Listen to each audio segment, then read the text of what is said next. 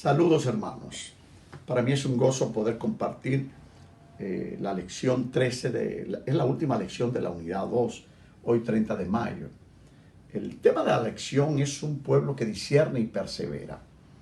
El texto que vamos a estar viendo se encuentra en 2 de Pedro capítulo 2 y capítulo 3, así como el libro de Judas, en los versículos 3, 4 y 17 al 23. La verdad central de esta lección es que los cristianos deben adherirse a la sana doctrina y defenderla.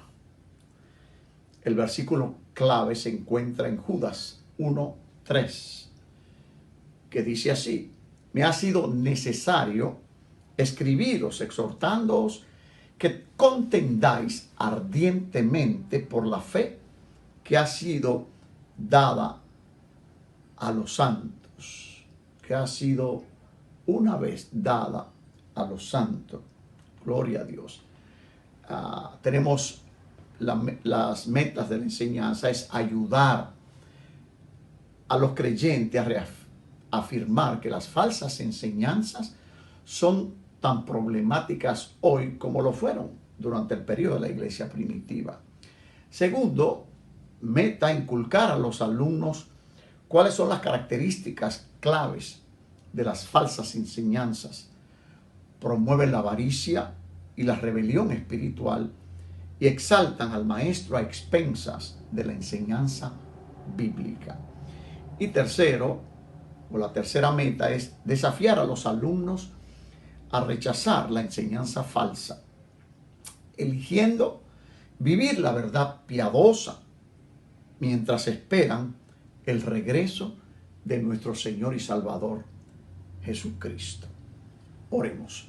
Padre, te damos gracias por esta oportunidad de tener tu palabra y poderla estudiar, Señor, y que tu Espíritu Santo pueda hablarnos, especialmente en estos tiempos, últimos tiempos tan peligrosos, donde abundan los falsos maestros y donde nuestro Señor nos alertó de los engañadores.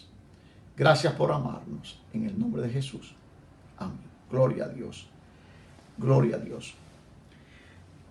Hoy nos enfocamos en el resto de la segunda epístola de Pedro, así como en la breve epístola de Judas.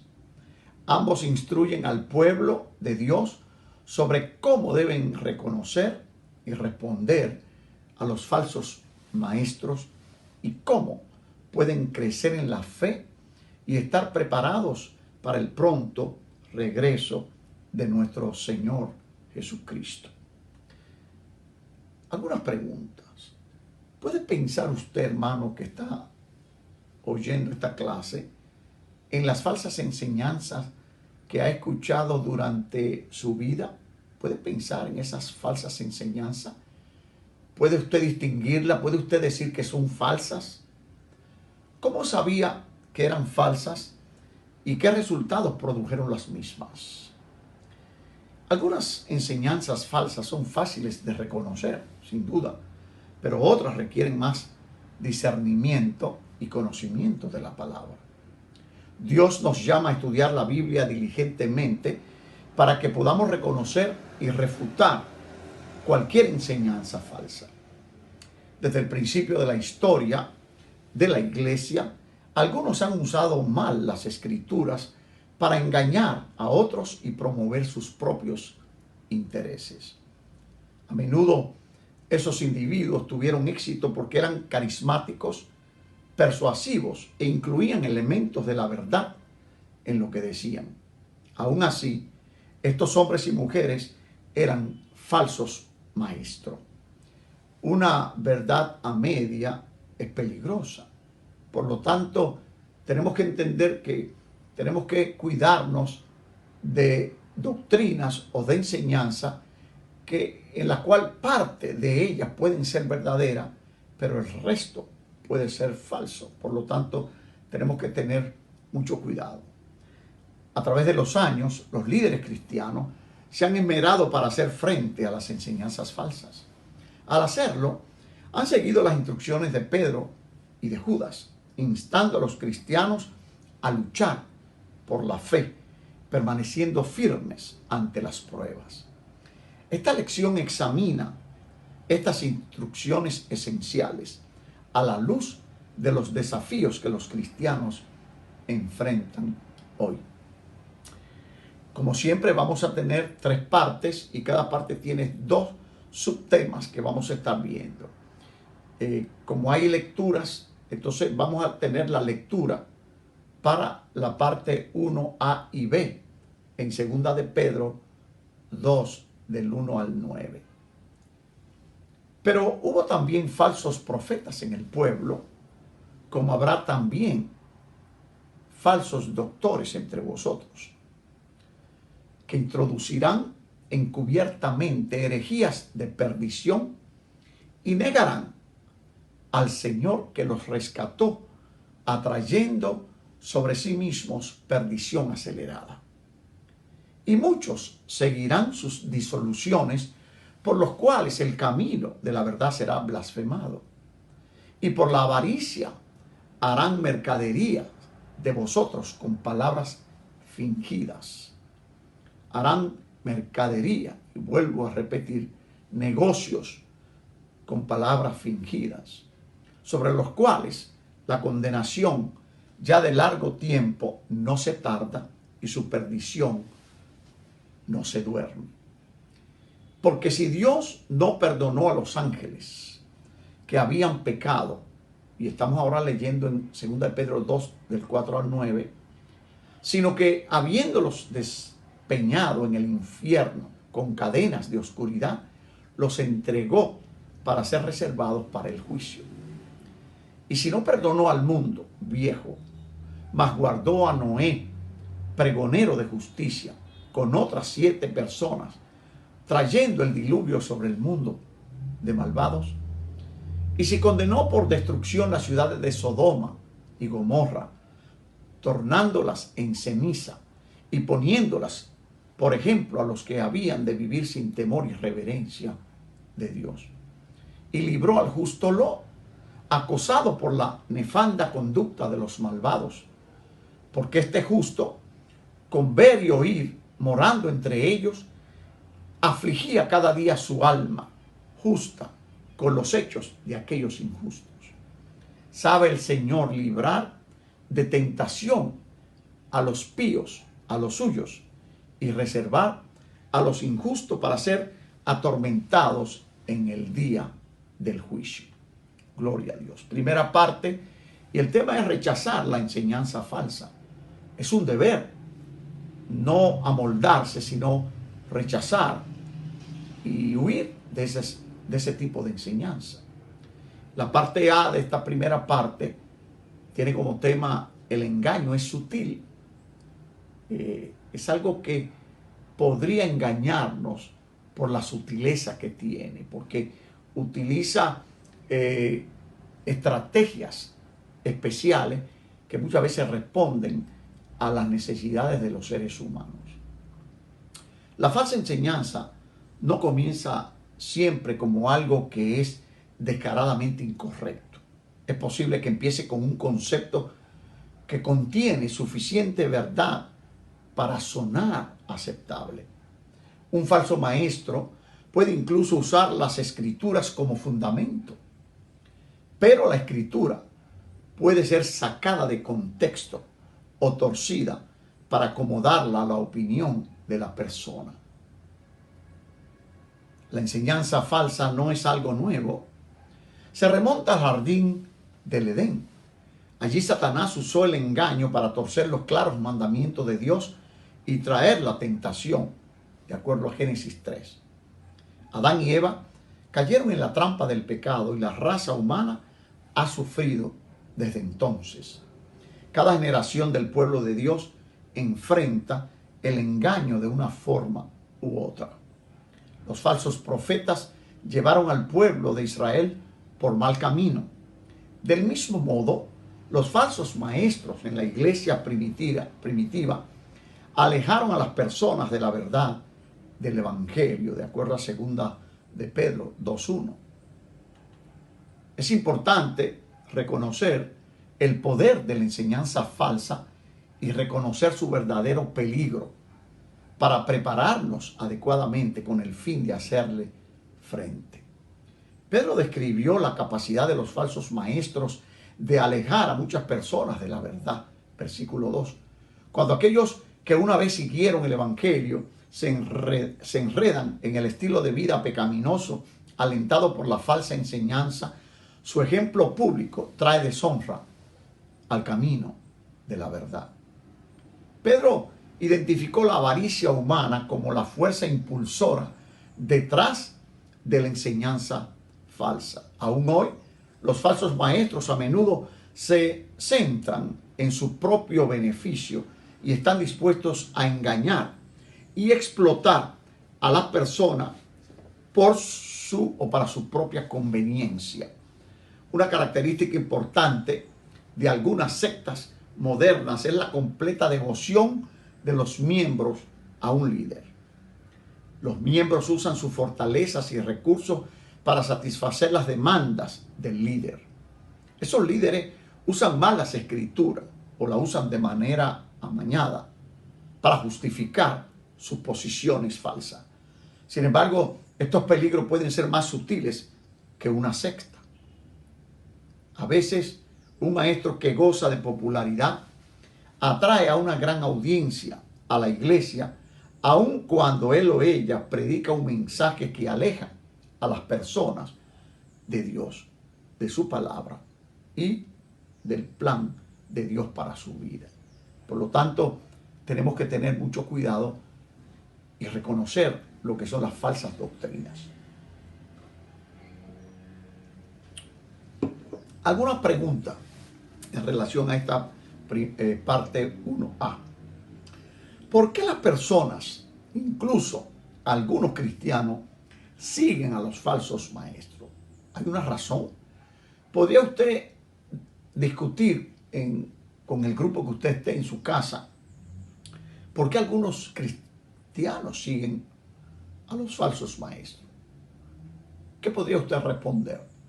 Yo podría decir que muchas veces seguimos a los falsos maestros cuando lo que enseñan se acomoda a mi forma de pensamiento.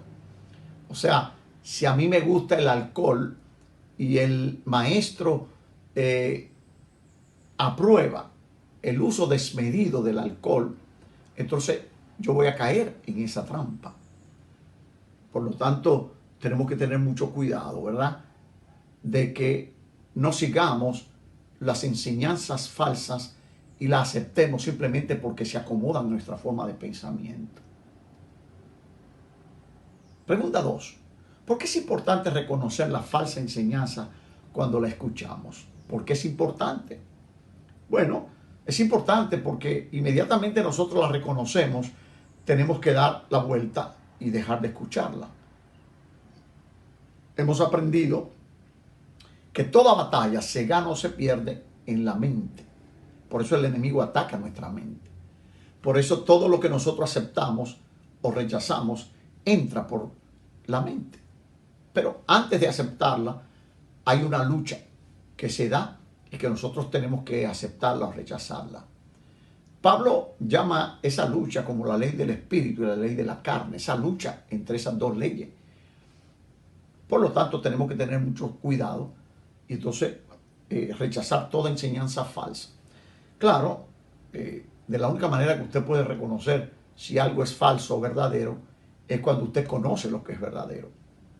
Por ejemplo, las personas que trabajan en los bancos, para reconocer el billete verdadero, ellos tienen que muchas veces tratar de conocer lo que es falso para entonces aceptar lo que es verdadero. Si usted conoce los billetes falsos, entonces es más fácil saber aceptar lo que son verdaderos.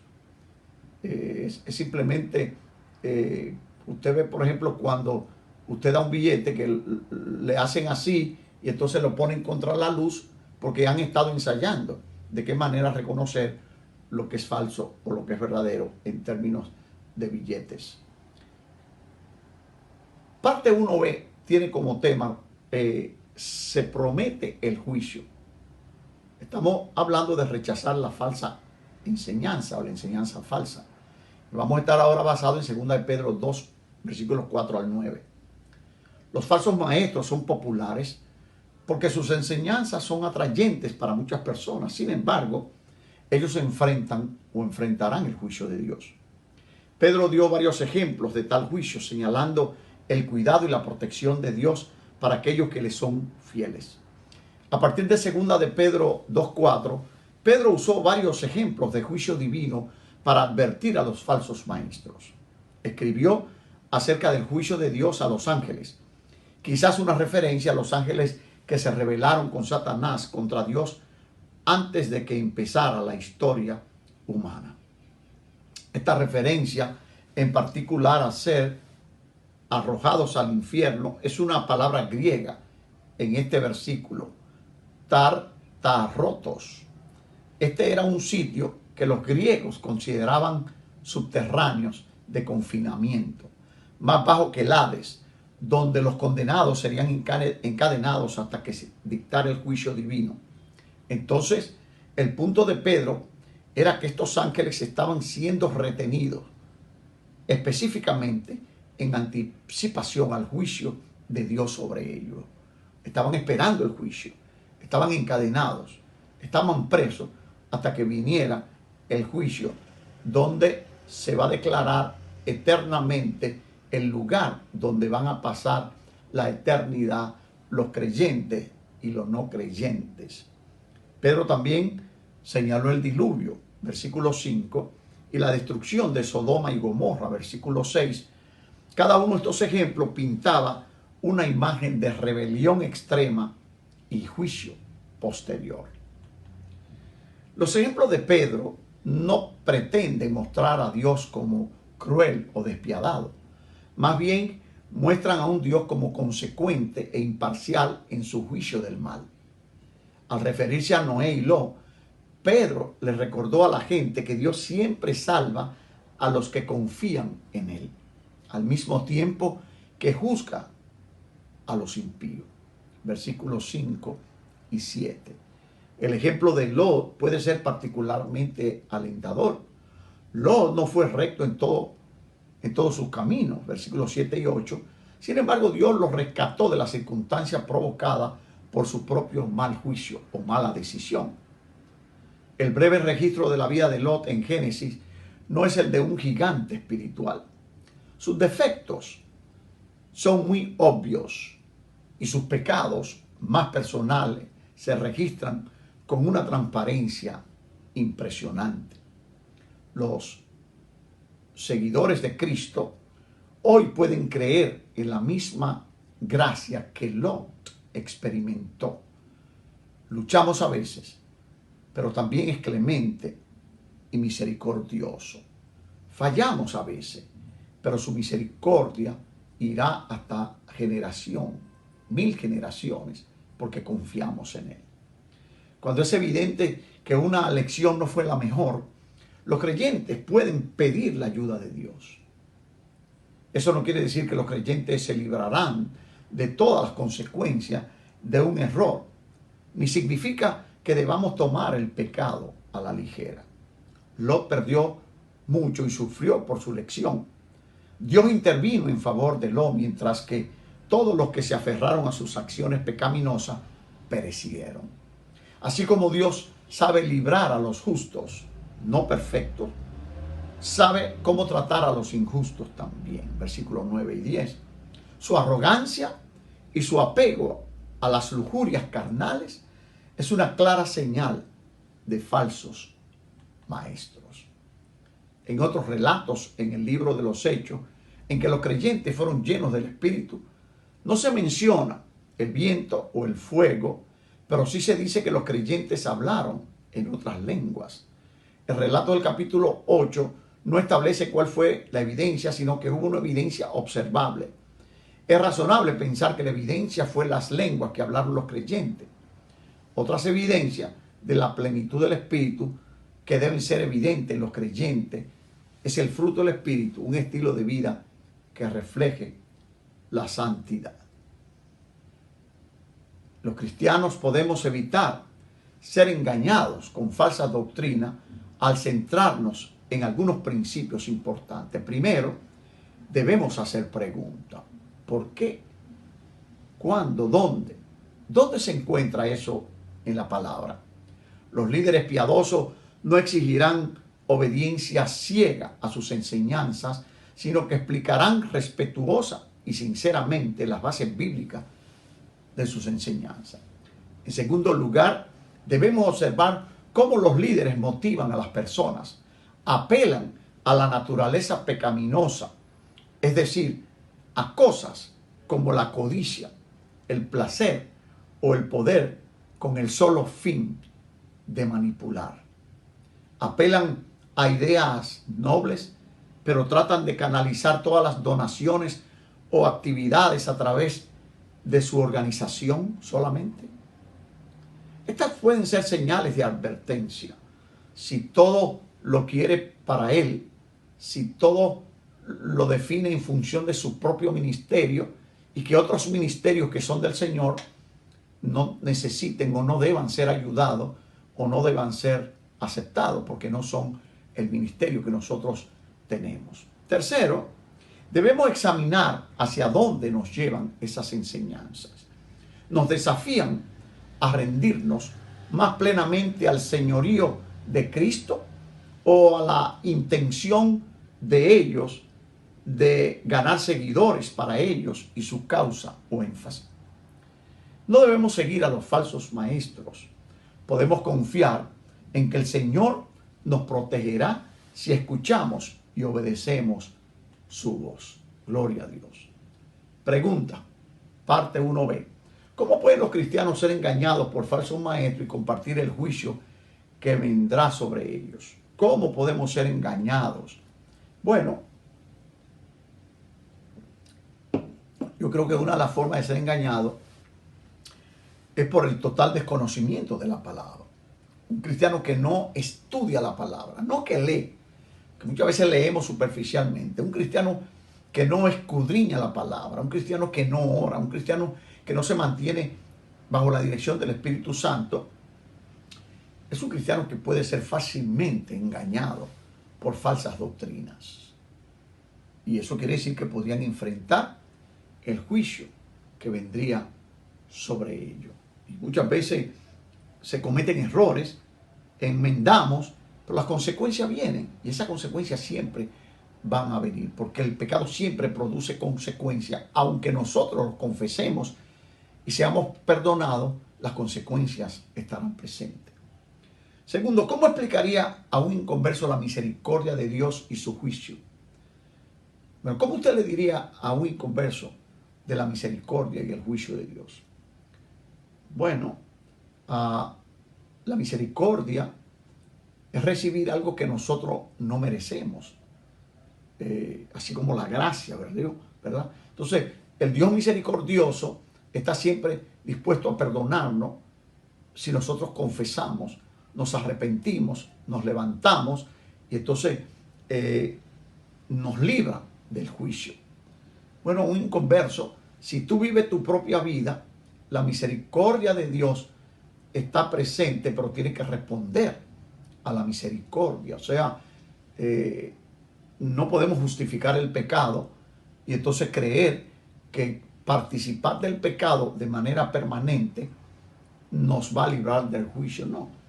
Un creyente es una persona que no es perfecta, que puede caer. Todos podemos cometer pecado, no que se justifique, por razones que sean. Pero si nosotros confiamos en el Señor, nos levantamos y seguimos adelante. Lectura para la parte 2, A y B. Segunda de Pedro 3, 3 al 7 y 8, 13. Segunda de Pedro 3 en adelante. Sabiendo primero esto, que en los postreros días vendrán burladores, andando según sus propias concupiscencias y diciendo: ¿dónde está la promesa de su advenimiento o de su venida? Porque desde el día en que los padres durmieron, todas las cosas permanecen así como desde el principio de la creación. Cierto, ellos ignoran voluntariamente que los cielos fueron en el tiempo antiguo y la tierra que por agua y en agua está asentada por la palabra de Dios. Fueron creadas por la palabra, por lo cual el mundo de entonces pereció anegado en agua.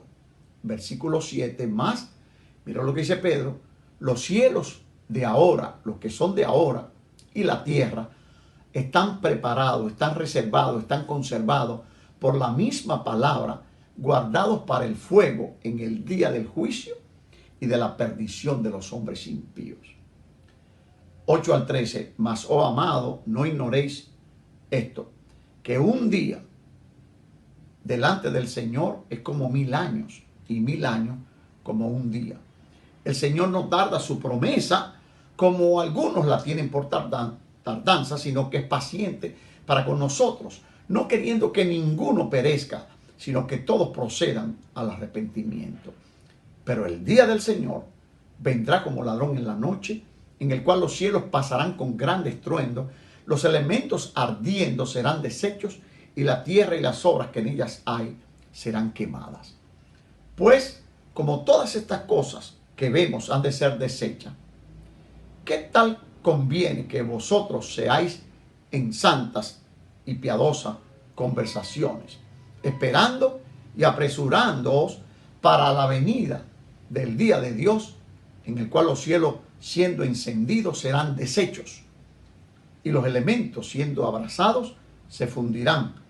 Bien que esperamos cielos nuevos y tierra nueva, según sus promesas, en los cuales mora la justicia. Es interesante que muchas veces nosotros oímos al Señor diciendo, el cielo y la tierra pasarán, pero mis palabras no pasarán. En otras palabras, el cielo y la tierra serán deshechos, pero mis palabras se cumplirán. 2a tiene como tema, no se dejen engañar, segunda de Pedro 3, 3 al 7. Pedro advirtió que en los últimos días la gente se burlaría del cristianismo. Solo tenemos que prender la televisión para oír las burlas. Incluso dentro de la iglesia, algunos dudan que Jesús vendrá nuevamente como Él lo prometió. Pero se olvidan que Dios siempre cumple su promesa. En 2 de Pedro 3:3, el apóstol continuó su advertencia contra los falsos maestros, explicando que la enseñanza falsa aumentará a medida que se acerca el fin del mundo. Pedro no estaba tratando de establecer un calendario para el regreso de Cristo y los eventos que tomarían lugar. No estaba diciendo el día y la hora, pero sí el momento que se viviría. Más bien, quería advertir a los creyentes que se mantuvieran siempre enfocados en el regreso de Cristo. Los eventos que ocurrirían debían llamarnos la atención y evitar las trampas de un mundo que se burla o ignora su venida. Hay una triste ironía en los versículos 3 y 4, justo en el momento en que los eventos mundiales se dirigen hacia su conclusión, más personas se volverán contra Dios. Parece mentira. Estos burladores, cegados a la evidencia de las acciones de Dios en los asuntos humanos, afirmarán que los eventos humanos se repiten y dicen, la vida continúa como siempre. Será el argumento de ellos. Es como dicen en inglés, business as usual. O sea, todo va a seguir igual. Y no debemos asustarnos, no debemos... La palabra no nos dice eso para que nos asustemos, sino que debemos mirar, velar y orar. O sea, para que estemos alerta de lo que se está dando en el mundo. Pedro señaló que Dios creó la tierra y luego a través del diluvio destruyó a todo menos a 8 personas, versículos 5 y 6. Estos mismos cielos y tierra todavía existen y están reservados para el futuro de Dios y el fuego del juicio final de la humanidad pecadora. Los cristianos nunca deben dudar de que Dios es fiel en su palabra. El diluvio mostró que Dios juzga a la humanidad por su maldad y rebelión contra Él. Su palabra declara que juzgará nuevamente a este mundo por la pecaminosidad de los seres humanos. Un mundo que una vez fue destruido por el agua, algún día será consumido por el fuego, dice la palabra. La palabra de Dios siempre promete una victoria divina sobre toda fuerza del mal para aquellos que confían en Jesús y viven para Él. Debemos permanecer fieles a Dios obedeciendo su palabra. También debemos proclamar el Evangelio a otros para que ellos también puedan estar listos cuando llegue el fin. Gloria a Dios. Preguntas de la parte 2a. ¿Qué ayuda específica recibimos de las descripciones que hace Pedro de los burladores para superar las dudas en estos problemáticos últimos tiempos? Bueno, yo pienso que la ayuda que recibimos es que él estaba diciendo algo que se está cumpliendo en este tiempo. Hay gente que se están burlando, que viene, pero eso lo oímos desde que mi mamá se convirtió. Ella estaba diciendo que el Señor viene y el Señor viene y todo sigue igual. Bueno, pero también dice la palabra que debemos considerar lo que es el reloj de Dios, el cronograma de Dios. Para Dios un día es como 1000 años y 1000 años como un día. En el tiempo de Dios, el sacrificio de Cristo pasó hace cerca de 2 días. O sea que no, claro, humanamente hablando son 2000 años. Pero para Dios, Dios vive un eterno presente. Por lo tanto, 1000 años no tiene sentido para Él. Debemos entender que se están cumpliendo lo mismo que Pedro decía, burladores. Pregunta 2. ¿Qué señales nos indican que estamos en los últimos días? ¿Qué señales? ¡Wow! Yo creo que alguna de las señales de estos tiempos es la proliferación de las falsas doctrinas, de las falsas enseñanzas, el evangelio de la prosperidad, que nos manda a decir que lo que tú dices con tu boca lo vas a recibir. Señor, dame una casa, dame una casa, dame una casa, y que entonces eso es suficiente. Y la gente está en esas actitudes. Tenemos iglesias llenas que creen en el principio de la prosperidad y que el cristiano no fue llamado a ser pobre, sino a ser rico. Bueno, Dios bendice de acuerdo al propósito que Él tenga para la vida de cada uno de nosotros. No debemos dejar de entender que muchas veces la gente necesita pasar por situaciones difíciles para buscar a Dios.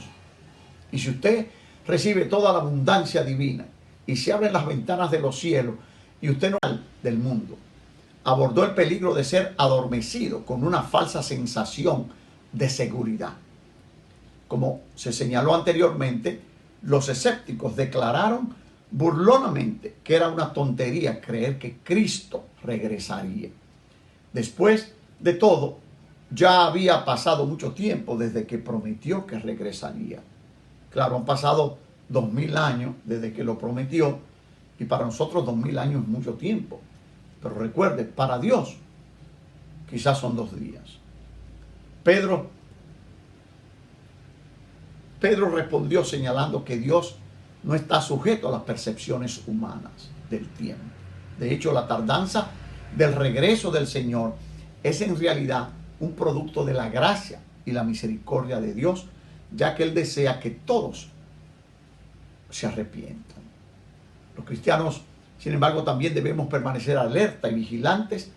Pedro dejó en claro que el pecado tienta incluso a las personas que han subido o a puestos de autoridad en la iglesia, han ocupado puestos de autoridad. Nadie es inmune a la atracción del mal. Es importante recordar que no importa cuán tentador pueda ser algo en este mundo, algún día el mundo será destruido. Pedro hizo una pregunta clave en el versículo 11 del capítulo 3. Dado que todo este mundo será destruido y todo lo que realmente importa vendrá en el próximo mundo, ¿cómo deben vivir los creyentes? Algunos han respondido a esta pregunta retirándose del mundo y han dejado de proclamar el evangelio debido a su enfoque en el cielo. He estado viendo el testimonio de algunas familias que han decidido mudarse a los bosques y dejar la ciudad por la abundancia del pecado en la ciudad. ¡Qué error! Entonces, ¿a quién usted le va a predicar el evangelio? ¿A los árboles? ¿A la casa de campo? No. El propósito de que la iglesia esté en el mundo todavía es compartir con el mundo que en Cristo hay esperanza.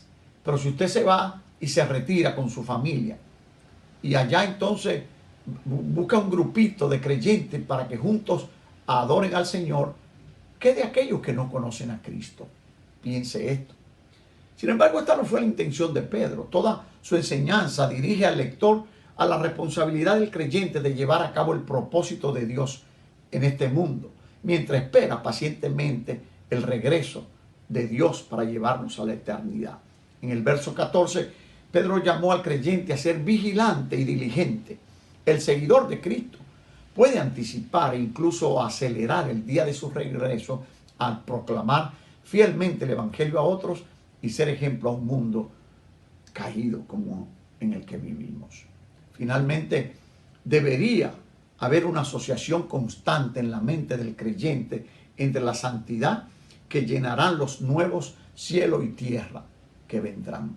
Hoy el compromiso es con una vida santa, versículo 14. Pedro instó a los seguidores de Cristo a estar listos en todo momento para hacer la transición de este mundo al próximo, siendo hallados sin mancha e irreprensibles y en paz con el Señor. Versículo 14. Pregunta de la parte 2b.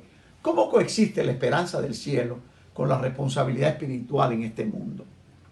Bueno, solamente puede coexistir cuando el creyente vive una vida dirigida por el Espíritu Santo. Una vida dirigida por el Espíritu Santo puede caminar con responsabilidad espiritual en un mundo que vive en oscuridad.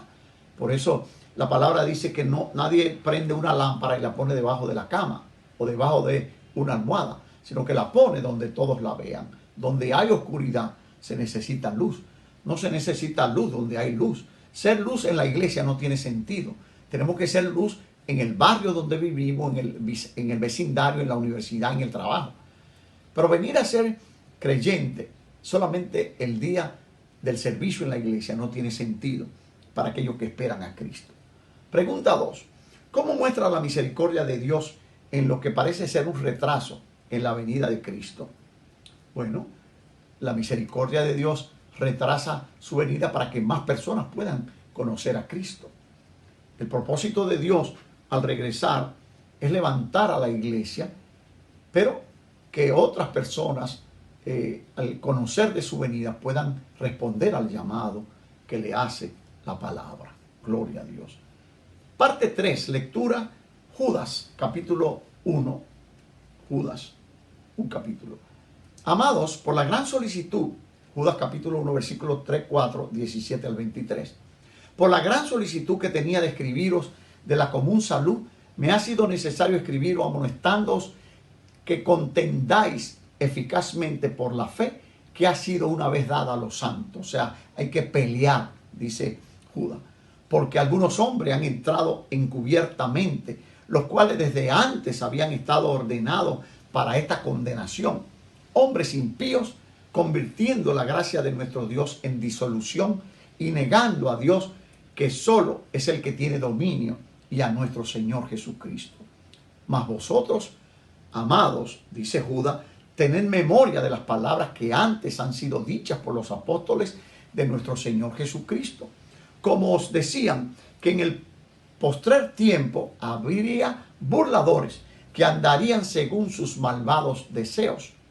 Estos son los que hacen divisiones sensuales, no teniendo el espíritu.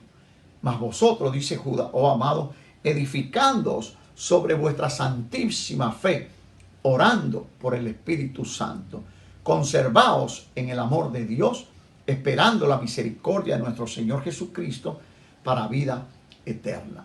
Y recibid a los unos en piedad, discerniendo, mas haced salvo a los que por otros por temor, arrebatándolos del fuego, aborreciendo aún la ropa que es contaminada de la carne. Wow.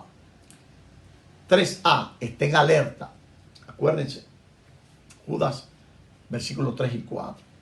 La epístola de Judas probablemente fue uno de los últimos escritos del Nuevo Testamento, y la mayoría de los eruditos la data del año 70 al 80 después de Cristo.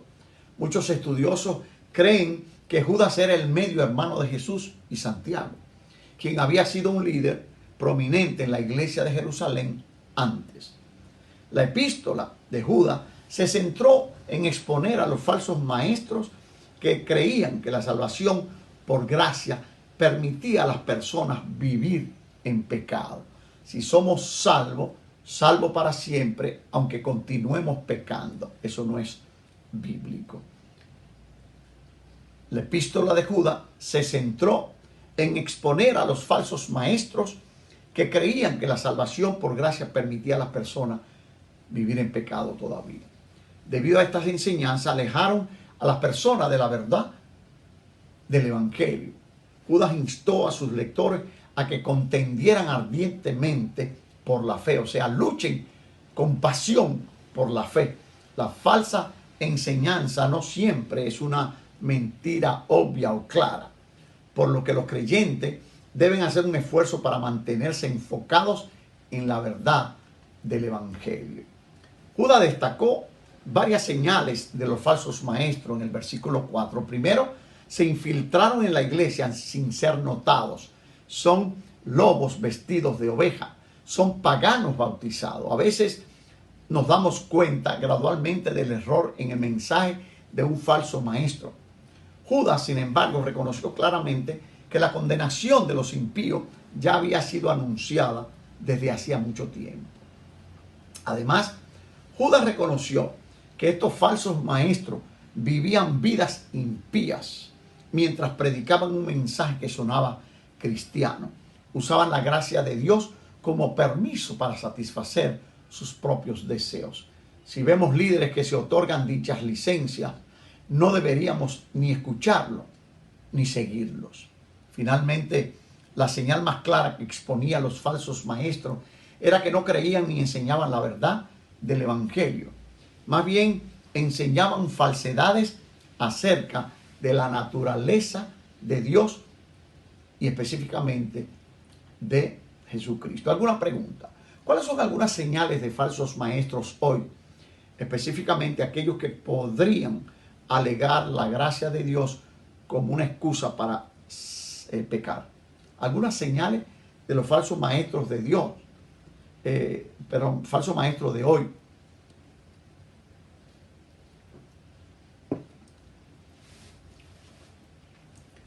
Bueno, especialmente aquellos que justifican el pecado debido a la salvación por gracia. Nosotros, el pecado no tiene excusa. Somos imperfectos. Pero una cosa que no debemos olvidar nunca es que el Señor, cuando murió en la cruz, murió por mis pecados pasados, presentes y futuros. Claro, los pasados Él los perdonó, los presentes y los futuros, en la medida en que yo los confieso. Él murió en la cruz para perdonar esos pecados. Por lo tanto, si conocemos que hemos pecado, dice la palabra, confesemos, nos arrepentimos y Él es fiel y justo para perdonarnos. Justo porque Él decidió perdonarnos cuando murió en la cruz si nosotros acudíamos a Él. Pregunta 2. ¿Por qué a veces es difícil reconocer las falsas enseñanzas? Bueno, especialmente cuando alguien está usando la misma Biblia nuestra y se supone que está predicando de ahí, eso muchas veces nos hace difícil creer que lo que está predicando es falso. Por lo tanto, tenemos que entender que todo aquello que se oponga o que tergiverse lo que dice la Biblia es una falsa enseñanza. No podemos hacerlo. Por ejemplo, me acuerdo el caso de un joven que estuvo en la iglesia que yo pastoreaba en California, y este joven siempre estaba discutiendo con el maestro de jóvenes en la escuela dominical, porque él decía que para ser salvo hay que bautizarse. Y la palabra de Dios no enseña eso. La palabra de Dios enseña que el bautismo es el resultado de un testimonio público de mi salvación. El ladrón en la cruz no se bautizó. Y el Señor le dijo, verdaderamente estarás conmigo en el paraíso.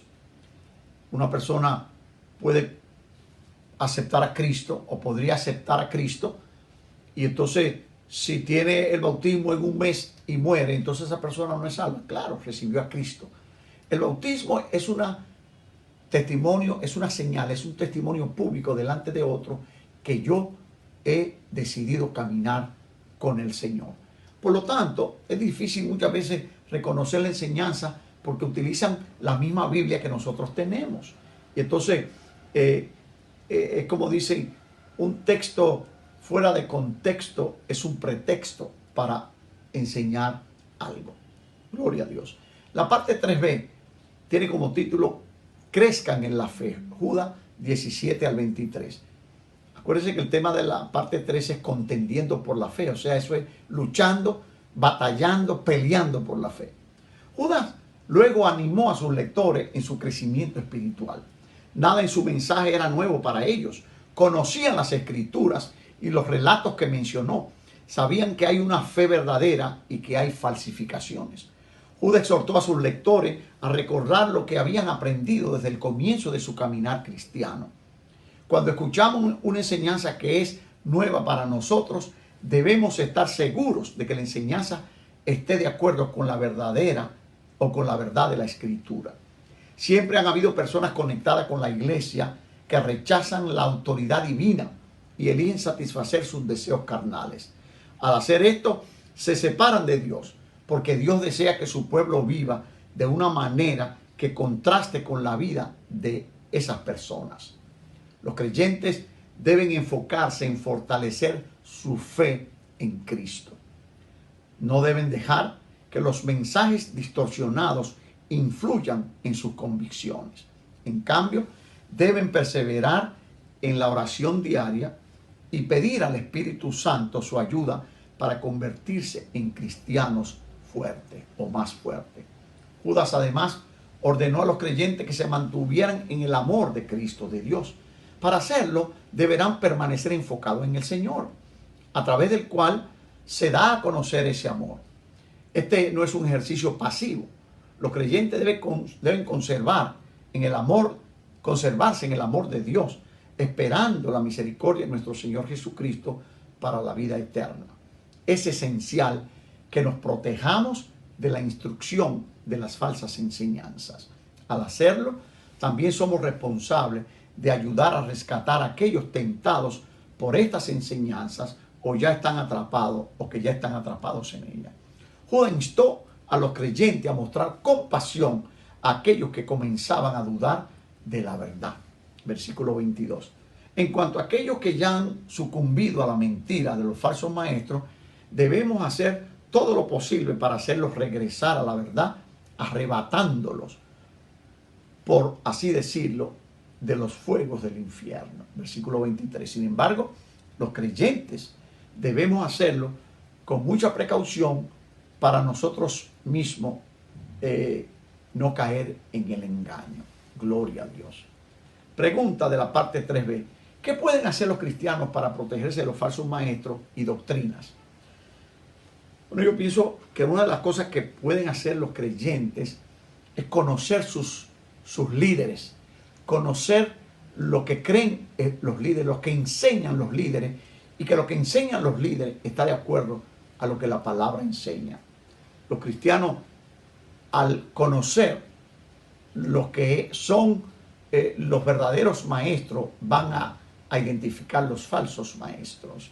Así como se identifican los billetes falsos conociendo cuáles son los verdaderos y viceversa. O sea, conociendo los falsos sabemos quiénes son los verdaderos. Los falsos utilizan la palabra de manera engañosa. Los verdaderos usan la palabra y lo que hablan va de acuerdo a la palabra. No tratan de engañar a nadie, sino decir lo que la Biblia enseña.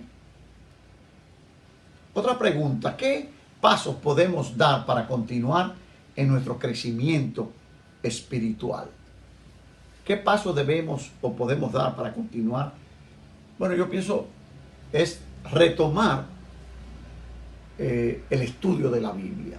Mire, yo no veo en este tiempo algo tan importante como conocer la palabra de Dios. Mire, si usted no conoce la palabra de Dios, cualquiera puede engañarle. Yo me acuerdo en una clase donde estaba viendo Juan, donde la persona se sorprendió cuando yo decía que todos los seres humanos son criaturas de Dios, pero que no todos son hijos de Dios. Oye, esa persona se sorprendió. ¿Cómo? ¿Cómo que no todos somos hijos de Dios? No, porque la Biblia dice, a los suyos vino, los suyos no les recibieron, pero a los que les recibieron, a los que creen en su nombre, les dio el poder de ser llamados y ser hechos hijos de Dios. Los únicos que son hijos de Dios son los creyentes que han abierto su corazón a Jesucristo. Claro, todos somos criaturas. Usted fue creado por Dios y yo también. Pero hay un paso que tenemos que dar si queremos ser hijos de Dios, y es aceptar el plan del Evangelio, las buenas nuevas del Hijo de Dios que fue crucificado para que el pecado no tuviera control o poder sobre nuestras vidas. Ojalá que entendamos esto. El crecimiento espiritual en nuestra vida se da un apego al estudio de la palabra, un apego a una vida de oración, un apego total a contender por la fe y compartir el Evangelio. En la medida en que usted comparte el Evangelio, eso le ayuda a crecer. Pero si usted es un creyente que no comparte, usted a nadie le ha invitado a recibir a Cristo en su vida, tenemos que revisar nuestros valores y nuestra fe. Gloria a Dios. ¿Qué nos dice Dios? Dios nos ha dado su palabra como nuestra norma de autoridad, fe y conducta. Nos llama a estudiarla diligentemente, o sea, a escudriñarla, para que podamos entender su nivel de autoridad sobre nuestra propia vida y de esa manera podamos compartir una verdadera sana doctrina con quienes nos rodean. Esto, por supuesto, no es simplemente compartirla con otros creyentes en la iglesia, pero compartirla con aquellos no creyentes en nuestras comunidades, así como en nuestros lugares de trabajo y de estudio. No olvidemos que la gente necesita a Cristo. ¿Y cómo irán si nadie les comparte? ¿Y cómo sabrán que hay esperanza para un mundo que se debate entre la vida y la muerte si no le compartimos las buenas nuevas? La palabra de Dios es la herramienta más importante que nosotros tenemos. Usémosla, escudriñémosla, vivámosla. No son los oidores de la palabra los que son justificados delante de Dios, sino los hacedores de la palabra. Por eso Pedro y Judas nos alertan a nosotros que para que entendamos que en los últimos tiempos vamos a tener que defender nuestras posiciones bíblicas, vamos a tener que contender ardientemente por la fe. Una persona, usted no puede estar oyendo mensajes por más interesantes que parezcan, que contradicen la palabra de Dios. No lo puede hacer. ¿Por qué? Porque el enemigo puede usar eso para traer duda a su mente. Y en la mente se pierde o se gana toda batalla. La guerra espiritual está ganada por Cristo, pero quizá alguna de nuestras batallas, aquellas que tenemos que librar cada día, podríamos perderla, algunas de ellas, si no nos mantenemos en el camino de la fe y de la palabra. Oremos. Padre, te damos gracias por esta oportunidad de compartir tu palabra. Gracias porque tu palabra nos enseña que los últimos tiempos van a ser tiempos peligrosos, que nosotros estamos viviendo tiempos difíciles, que por lo tanto es el mejor tiempo para concentrarnos en el estudio de tu palabra, en una vida de oración y en una vida de testimonio. En el nombre de Jesús. Amén. Dios le bendiga, hermanos. Gloria a Dios.